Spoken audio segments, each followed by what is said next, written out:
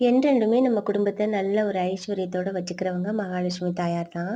அவங்களுக்கு ஒவ்வொரு வாரமுமே நம்ம கல்லுப்பு தீபம் ஏத்துறது ரொம்ப ரொம்ப நல்லது.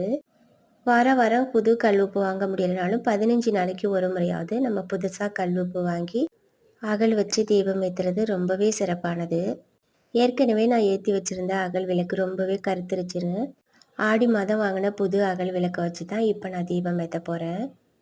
எல்லாத்துக்குமே மஞ்சள் குங்குமம் வச்சுட்டு நெய் விட்டு சிகப்பு திரி வச்சுருக்கேன். மகாலட்சுமி தாயாருக்கு மிகவும் பிடித்த தாமரை மலர்களை நான் வச்சுருக்கேன். எப்போதுமே தெய்வங்களுக்கு விளக்கை ஏற்றிட்டு தீப தூபமெல்லாம் காட்டினதுக்கு அப்புறமா லைட்டை ஆஃப் பண்ணிவிட்டு அந்த தீப ஒளியில் தெய்வத்தை பாருங்கள். ஒரு அபரிதமான காட்சியாக இருக்கும். அது நம்மளுக்கே ரொம்ப மெய் சிலிர்த்து போகும். நான் எப்போதுமே இப்படி தான் பண்ணுவேன். மகாலட்சுமி தாயாரை கல்லுப்பு வச்சு தீபம் ஏற்றி வணங்குறது ரொம்ப சிறப்பானது. நல்ல ஐஸ்வர்யத்தை கொடுப்பாங்க.